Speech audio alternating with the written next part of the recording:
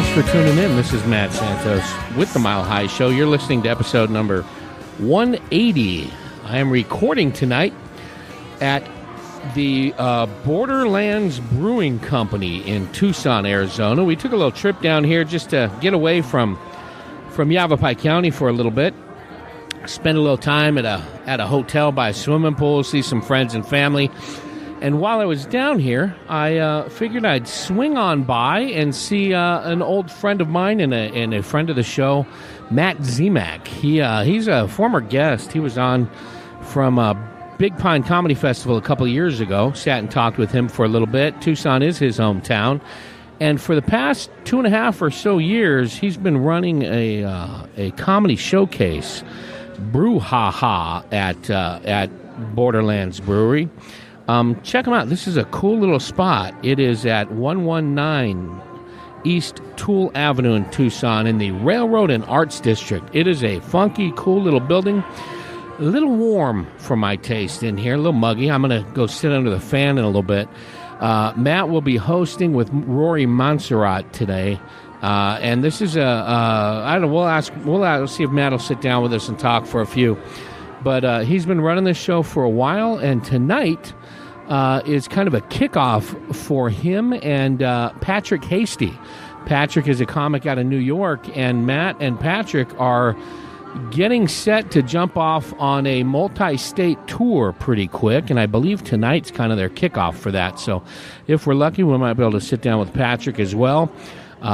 He landed in Phoenix this afternoon, is getting dropped off here in Tucson, and then immediately heading back to Phoenix. So we might not be able to talk. I'm not sure. He's going to be hitting some shows in Phoenix over the next couple of days, and then off they go. Again, like I said, this is number 180, brought to you by the good folks at Amazon.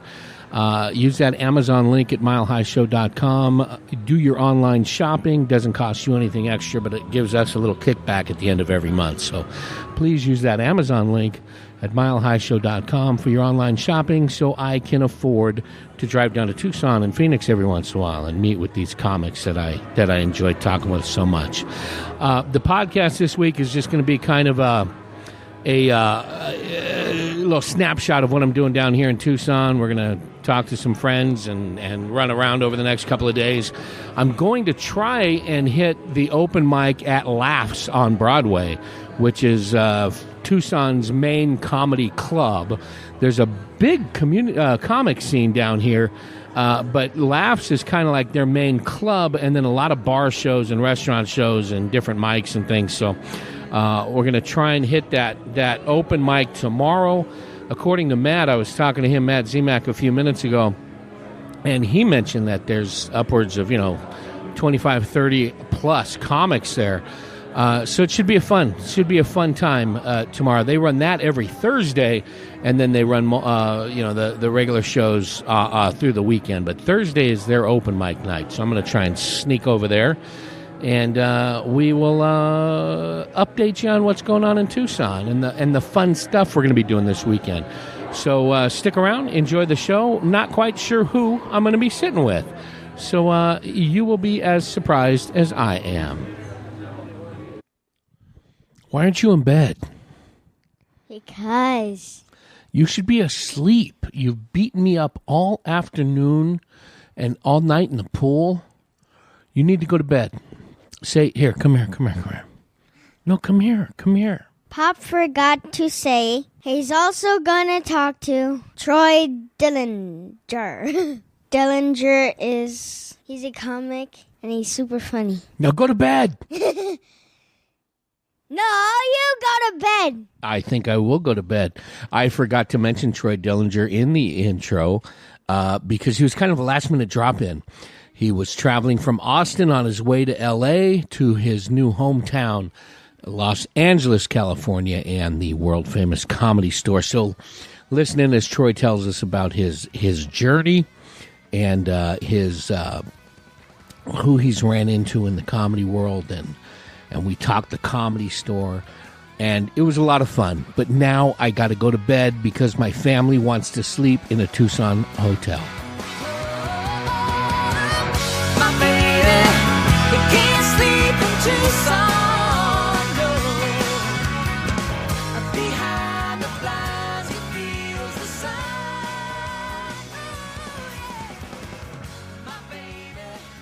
first off, just introduce yourself again.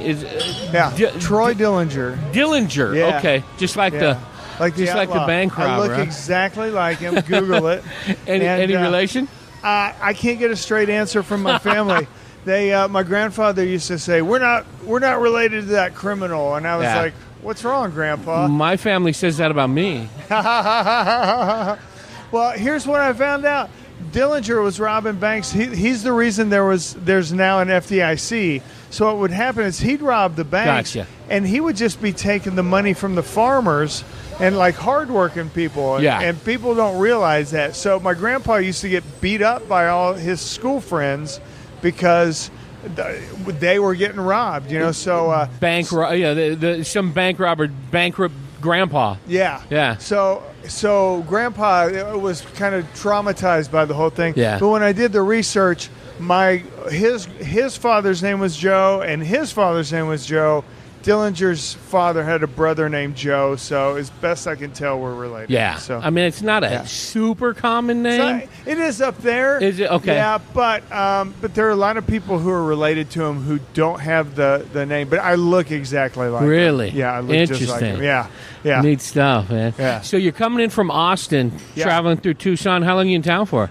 Just tonight. Really? Yeah. I do. I moved to Los Angeles a year and a half ago from Austin, and I started out as a musician. I got into production around 2000. Yeah. And got lucky and won some awards. So I created Adult Swim Presents, which is the touring promo experiential division of the network, and they stole it from me. But I got my own TV show out of it, which I produced and hosted, and I kind of topped out in Austin, so went out to L.A. Now, what was the transition from music into comedy for you? When did that take place? Well, everybody, including I got a friend who came out to see me, and I've known her 30 years tonight. She was like, you were always funny even back then. Yeah. So I think the transition it wasn't direct. And honestly, you had to like pry my cold dead hands off of music, but just little by little, I just like a click at a time, I got into production that turned into hosting, and then hosting turned into comedy. And I'd always been friends with comics and like guys like Stanhope and did you swing through and see him on the way?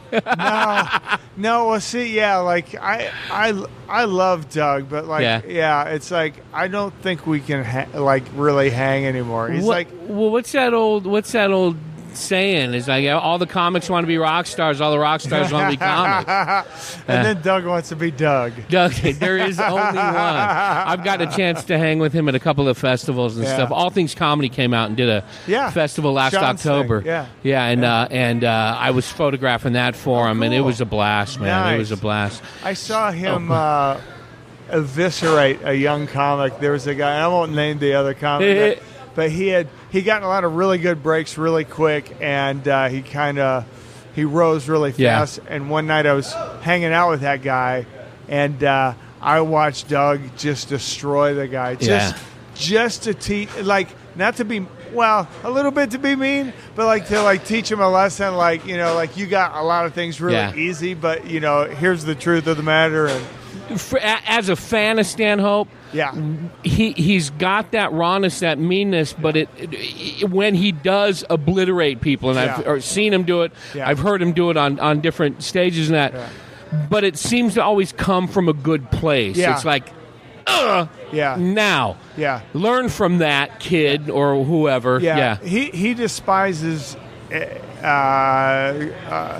any compromise in authenticity. In show business, there's that.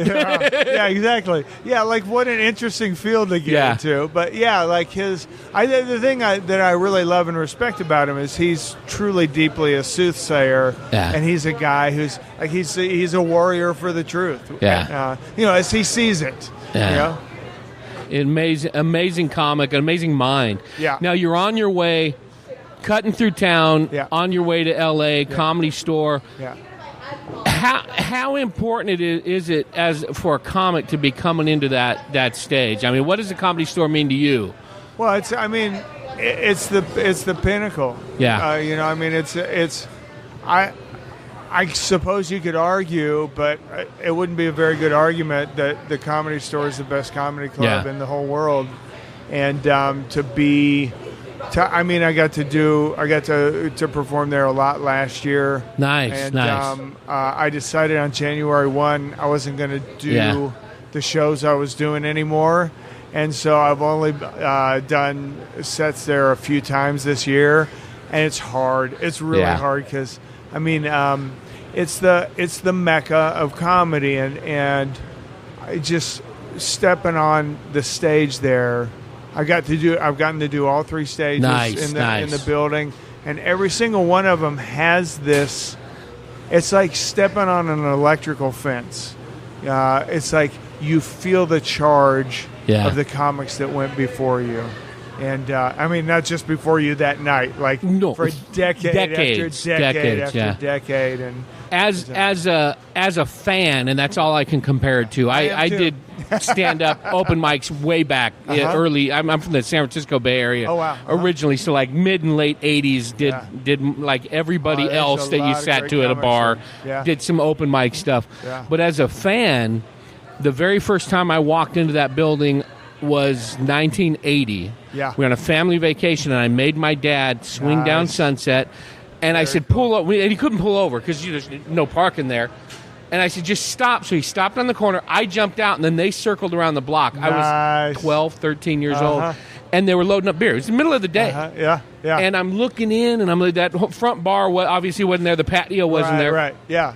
And I go around that alleyway, between the what they used to call it, the riot house. Yes. And I'm looking in, and some guy, whoever he was, goes, what are you doing here? And I told him, I'm from the Bay Area. I just had to see this wall. Yeah. I take a picture of the signatures. He goes, come on in. And he takes me to that hallway. Yeah. And they're moving beer and stuff. And I'm looking at the probably a good 3 or 4 minutes, and popped back out, thanked him, popped back out. Yeah.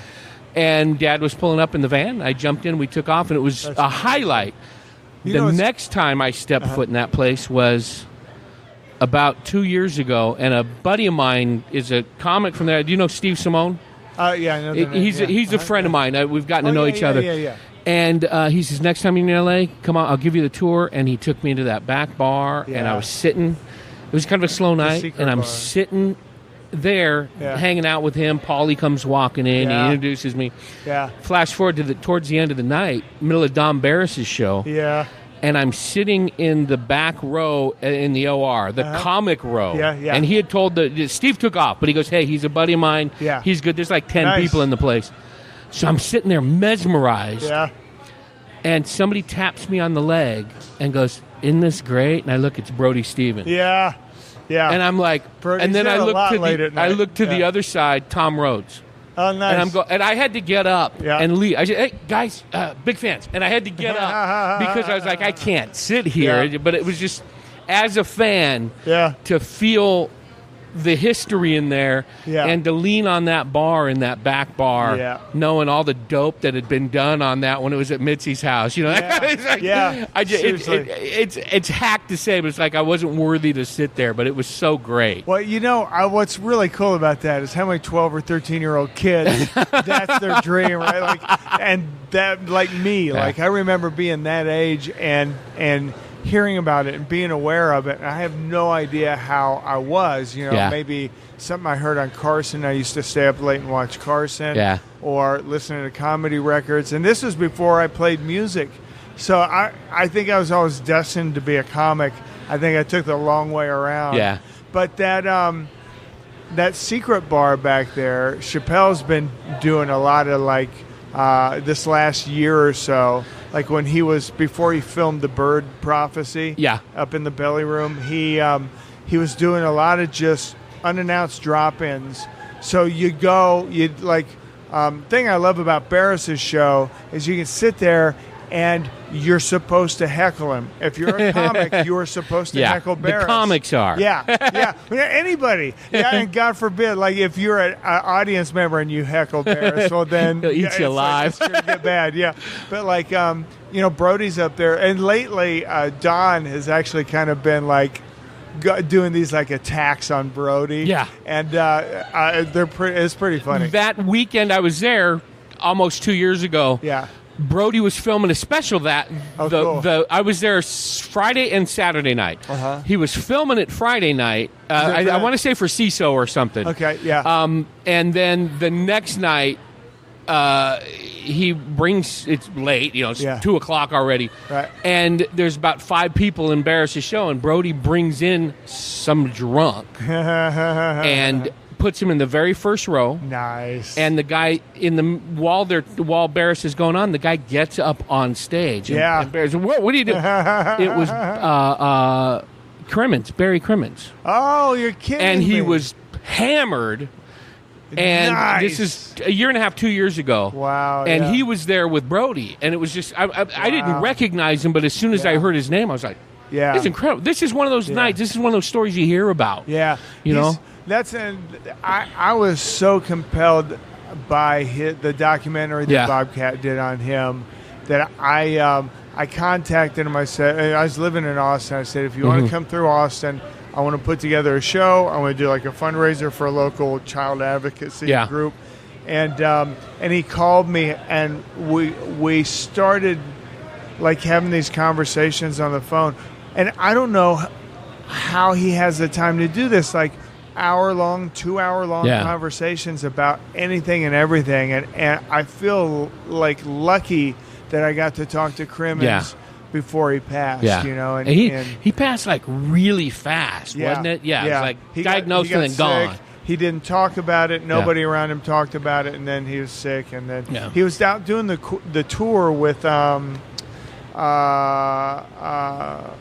Kurt Metzger, and there was a third one. I love Kurt. Kurt's a great comic. He's so raw, man. And he's like honest to a fault, man. Just brutal, but great. The saddest thing, he is such a brilliant comic, and his sense of irony is so brilliant that most people don't get it. Yeah. And that's how and it's hurt his career. Like, he got in all that trouble on social media because he took the ironic and, like the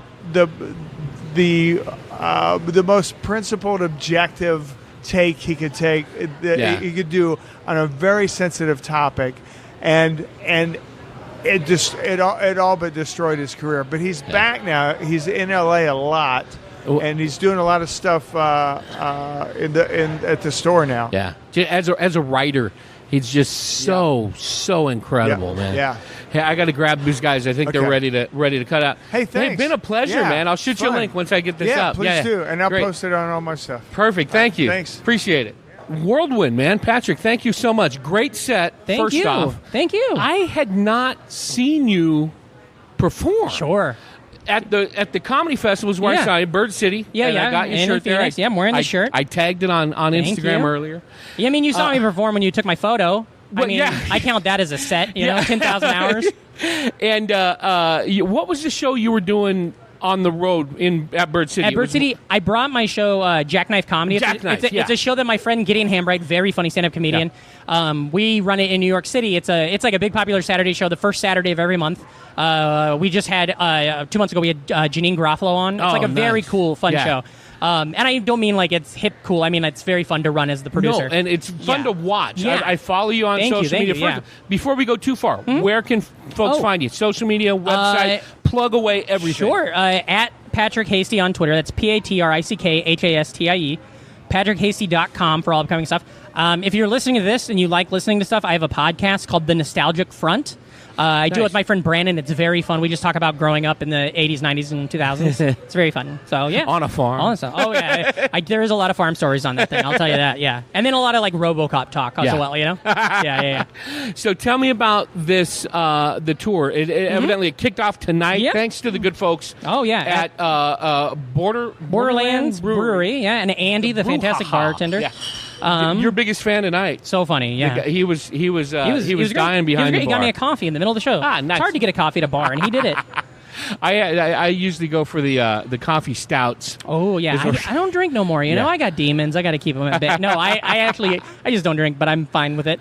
So what's the genesis of the tour? So at that festival last year when I met you, I met Matt, and he was a local comic, and I was like, boy, this guy's so funny. And he's funny in this way, and I don't know if he'll hear this, but he's funny in that way that I love, where I'm like, I don't think he actually understands how funny he is, because he's in, and not that Tucson's not a great scene, and Phoenix isn't a great scene, but he's not in LA, New York, Chicago. Yeah. And sometimes I started in Des Moines, Iowa, so I had the same kind of experience. You don't really realize how funny you are until you, and I'm like, well, he could hang in New York. He's so funny. He's so good. And so, last 2 years, I've done these month-long tours, indie DIY stuff with my friends, and I don't have a car in New York, and so I basically just wrote on Facebook. I was like, hey, who has a car and wants to spend 2 weeks on the road? And Matt wrote it right away, and I was like, well, yeah, I'd love to go on the road with him. And so we kind of put it all together in about 2 months, and so we're going to like a lot of Phoenix, Mesa, all these places. And then we're also doing like Albuquerque, Santa Fe, Bentonville, Arkansas. Never thought I'd play there, but I'm excited. And then, of course, we're going to go to Des Moines, which is where I started. Nice. So we kind of, tonight we're in Tucson, where he's from, and then in a couple weeks we're going to be in Des Moines, Iowa, doing a show there. So it'll be really fun. Now, did you start comedy in Des Moines? I did. I started comedy there about 7 or 8 years ago. My wife, I'm married. My wife, happy anniversary. Thank you so much. It was just the other day. My wife and I, she graduated college. I stopped going to college because I was like, I'm not good at this. I'm racking up debt. And so we got married. And then the same week she got a job in Des Moines, which we went to Iowa State, go Cyclones. Yeah. And we moved to Des Moines, Iowa, and she had her big career. And all of a sudden she's like, hey, what's your turn? And I was like, well, I could go to college and waste more money, or what if I try open mics? Yeah. And then I did, and I just have never stopped. Now, when people think comedy, Chicago, New York, L.A., Tucson, of course. For sure. Yeah, especially at Borderlands. That's the big four. But your home state isn't the comedy mecca, but who has come from there? I might have the wrong state. I think you're right. I get Iowa and Idaho mixed up a lot. No, that is confusing. But we've got Tom Arnold. That's what I was saying. Okay. And you know what? And I don't know, but he may save our country. I don't know if you follow him on Twitter, but he might actually, and I'm not kidding. He's been talking about those tapes for way too long. But I love it every time he mentions them. But Tom Arnold, and then also there's a lot of comedy. I was really interesting comedy where I don't know if you watched The Tonight Show with Jimmy Fallon, but Steve Higgins, his MC. The guy with the Ed McMahon. Ed McMahon, yeah. He is... He's from Iowa. Old. Sorry. His brother is David Anthony Higgins, who was on Malcolm in the Middle. He was the guy that worked at the grocery store. He's a bigger guy with glasses. Very funny. Yes. They had comedy, and there's also this guy Willie Farrell, not Will Ferrell, but Willie Farrell. He's a great comedian, and they all kind of started in the late '70s in Iowa, and had this circuit, and David Allen Gruber, the Naked Trucker, he started there and stuff. So there was this heyday. And then a lot of nothing time, and then some more stuff like Brooks Wheelan is a great comedian. Was on SNL for a couple years. He started in Iowa, and now there's comedians everywhere. I'm gonna Powell, Dante, of course, Dante, okay. Great friend of mine. Yeah. It was so funny, hilarious. Met him at Bird City as well. He's still based in Des Moines, which is great. Nice, Matt. Plug away. Where can people find you? Because you changed your usernames too much. I would like the listeners to know that he just got here. I haven't been talking for a solid 5 minutes while Matt's just sitting on the mic, and I'm not saying nothing. He was greeting his fans. Who was on your time? Signing. Oh, my goodness. On podcast. Where can we listeners hear you?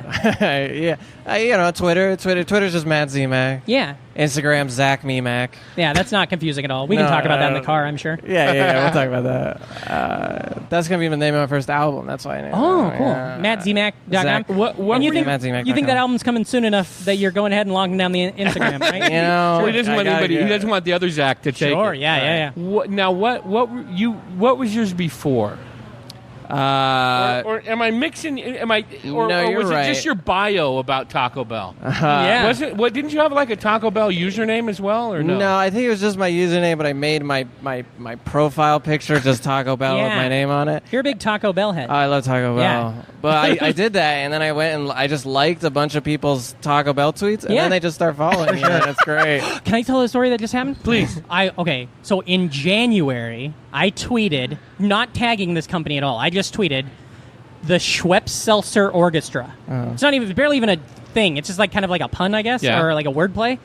Put it out there in the universe January of 2018. Like a week ago, I get a direct message from Schweppes being like, hey, why don't you give us your address? We'll send you something. That's a funny tweet. And I was like, what? So they sent me like coupons and stuff and like a shirt for my wife. And I'm like, this is what I'm going to do now. So now I got all these like A&W root beer tweets coming out and stuff. I'm just trying to. Twitter is the new millennium's 800 number. Yeah, we used to.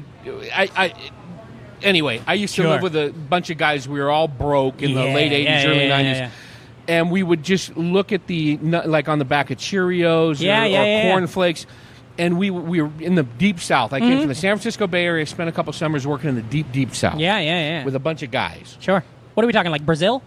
No, right? That's pretty south. South America, South Texas. Yeah. No, Macon, Mississippi. Macon, Mississippi. I've never heard. In the mid-'80s. I've heard of much more famous Macon, Well, it's a Georgia. suburb of Columbus, Mississippi. Okay. Yeah, I've been there. Which is in Noxubee County. Poorest state in the Union when I was there. Noxubee was the poorest county in the state, and Macon was the poorest town in the county. And you were the poorest dude living there. I was working for a newspaper out there right out of high school. Nice. And so we were all from California. We'd look at the addresses on cereal boxes, candy wrappers, ice cream, whatever, and write these long, we're far away from home, and whenever I eat Kellogg's Corn Flakes, it reminds me of how my mom used to make me breakfast. And they would send us boxes. That's amazing. It was great. Every once in a while, you're like, me and my boys here at Desert Storm, we'd love it if we could just get a cornflake from America, So we were talking with Patrick a little bit about the tour. Matt, why are you leaving this beautiful metropolis of Tucson and hitting the road? I love Tucson. Yeah. I really do. It's the best. But there's no comedy here. This is it. This was fun. Well, you've got what else? You got Laughs, which I'm going to try and go to tomorrow to go witness the open mic. You said definitely should. You get now there's a pretty active scene here, though. There's an active scene down in Tucson. Yeah, it's definitely growing. Yeah, it goes through like ebbs and flows. Yeah. Right now, it's pretty steady right now. Sure. Actually, it was real high for a while, but the summer kills everything. Yeah.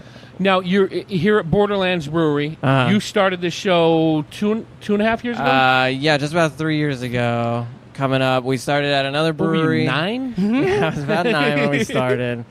The child labor laws were much more lax.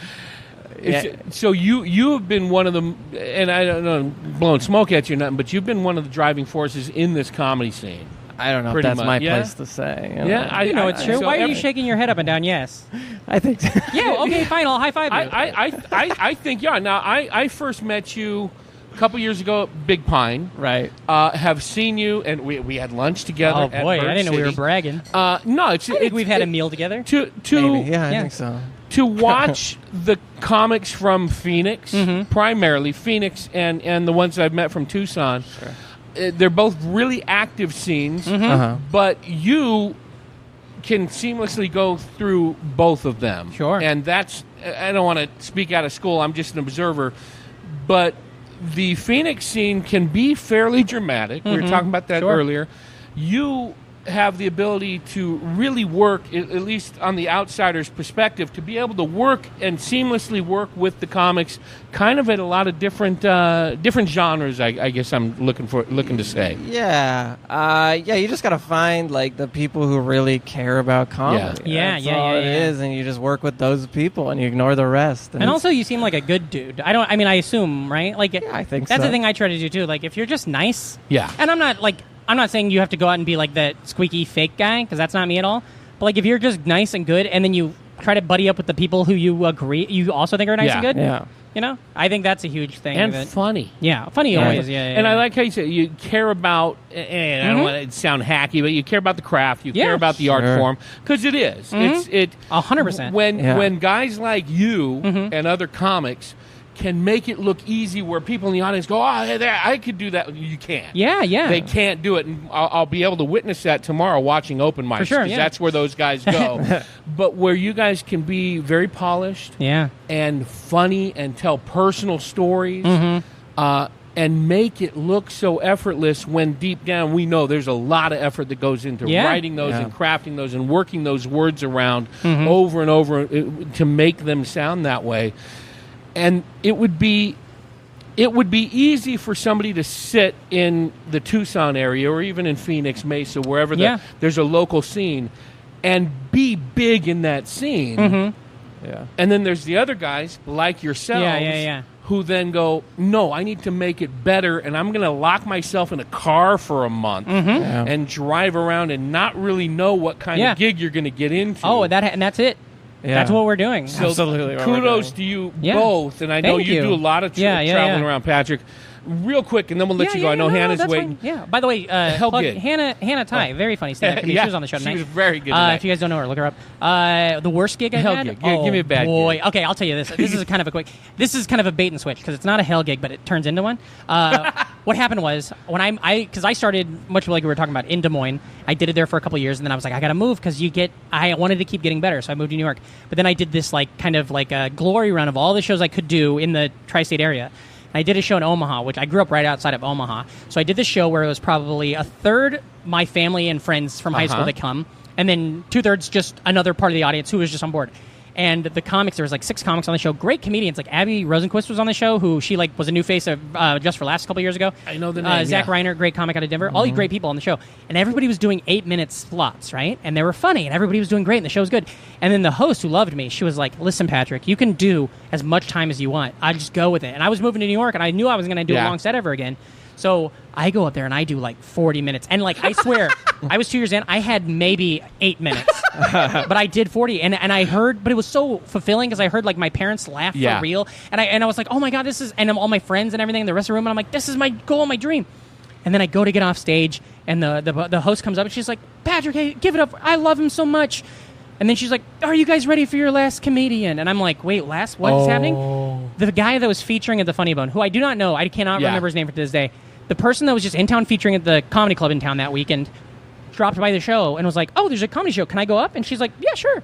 And so then after I do the 40 minutes of whatever, the feature from the Funny, hottest as he's ever been, goes up and does just the most fire 8 minutes anyone's ever heard. I can hear everybody. I hear what my parents laugh really sounds like. You know what I mean? I hear what that's... And and then at the end of the show, all my friends and family are like, that's pretty cool. But then all these regular people are like, why did you go 40 minutes too long? Why did you just run the light the whole time? And then I literally got on a Greyhound bus to move to New York 2 days later. I was like, I don't know what I'm doing with my life. That was terrible.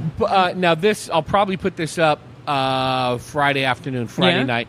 So you guys are going to Phoenix tomorrow. Yes. Are you doing Anwar's show? Yes. Anwar and Michael? Yeah, this week sucks. What a powerhouse show that is. Those dudes I love rule. that They were show. just in New York. Okay, so that, and then this will go up. So where are you going? Do you got set dates? This Friday, Saturday, we're in Mesa. Yeah, Comedy Off Main Street. Yeah. Love that club. Chris Zucker. Yeah, Chris very Zucker. excited to do that. And I'm sorry to interrupt. No. I'm I got nothing. I'm going to change the name of the show from Mile High Show to Tangent. I already have a podcast called that. Yeah, when I got to get Zach to save me the Instagram handle. First couple times I went over to the Comedy Off Main Street, it really reminded me of when you hear or watch documentaries of the Comedy Store back in the 70s. Sure, cool. Kind of anything goes, different style shows, some weird stuff going on.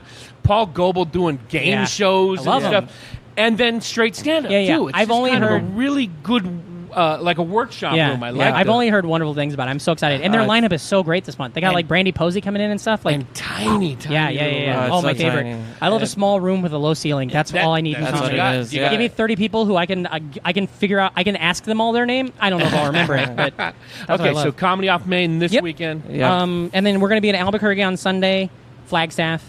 And then just we're going to be in Denver later on, Fort Collins, Lincoln, Des Moines. Nice. All of it. Yeah. And you can go to, I think, patrickcasey.com/2018 on there, and then it's all on there. I'll link it in the, I'll link it in the all notes. that stuff. And the book. What's the name of the book? And I got a book, and I mean I got a fun book where I have 2 comedy EPs that are out. You can listen to one of them is on Spotify. It's called a cool rap metal EP, which it's not rap metal, and much to the chagrin of a lot of people who bought it. You get those extra downloads. It's 7 minutes of stand up from 2016, and I'm very happy that it's funny comedy of mine. It's a thing that when my uncle that's in his 70s is like, I want to see your stand up. I'm like, just listen to this, and then don't make out a trek to a show. But I want it on the road. It's fun. I don't have pressings. It's all just indie. Yeah. And so what I did was I just transcribed it I wrote it out, typed it out, and so all the ums are in there, all the where I forget my thinking and stuff, the dots, and it's a book, and it's called it's my first EP, the baby comic, and then my second one, which is called a Cool Rap Metal EP, and it's just novelized. Nice. And you can get that online on my website too and stuff. And you got some photos in there. Yeah, you've got some kudos to the comics you know and respect and like, including Matt here. Yeah, Matt's in there and Hannah's in, and then also like. It's so fun because, like, literally the last 30 pages is just a list of comedians. Like, and what's funny is being a comic in New York and in this time period, I don't get famous, but all my friends keep getting more famous. So people are like, "Oh my gosh, you know this guy?" And I'm like, "Well, I did know that guy. I did have their number 2 years ago." So now that's they really just exciting. don't answer when you call. Yeah. But you can still Facebook message and see they read it, and that's fun. Yeah. Yeah, it's a connection. So come check us out and check out live comedy wherever you are. Beautiful. I like how you got your passport there. You can take a trip over the border. I was very while scared. You're here? I don't know. I've been watching the news. I don't know if you guys know what's going on in this country, but my ID says I still live in Iowa, and that's not true. So I got my passport, my set list.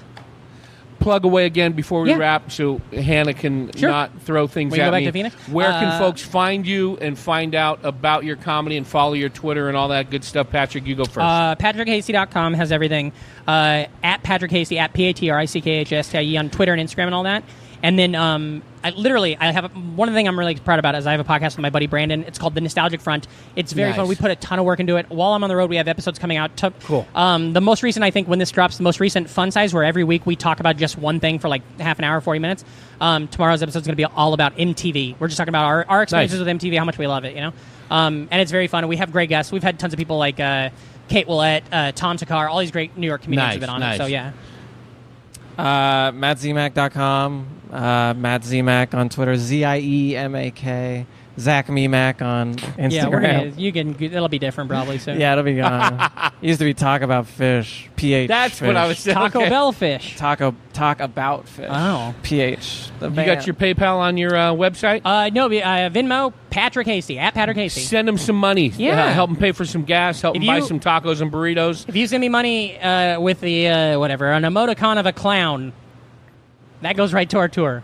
Nice. If it's stuff from like friends that owed me money, I'm not giving any of it to Matt. But you know what I mean? Somebody owes me $40 because I loaned him something. Jump on Venmo. Give these guys a couple of bucks to help them make their way around comedy clubs and bars throughout the Southwest and Denver. For sure. Yeah. Nice. Anything you want to plug other than that? I think that's it. Just the tour. Good deal. And I want to thank you because as we know, you. our posters. If you guys see our posters online. Our images, because Matt and I had no images together. So to make a cool poster, we took the images you took of us last year when we met at Bird City and just had my friend Nasser Khan, great comedian, great artist, rendered them, animated them. And so that's our poster. So you get a little bit of that. And also on the back of the book, the photo is yours too. All righty. I mean, I'm not going to give you money for it or anything like that. But I respect your art, get your word out there. No.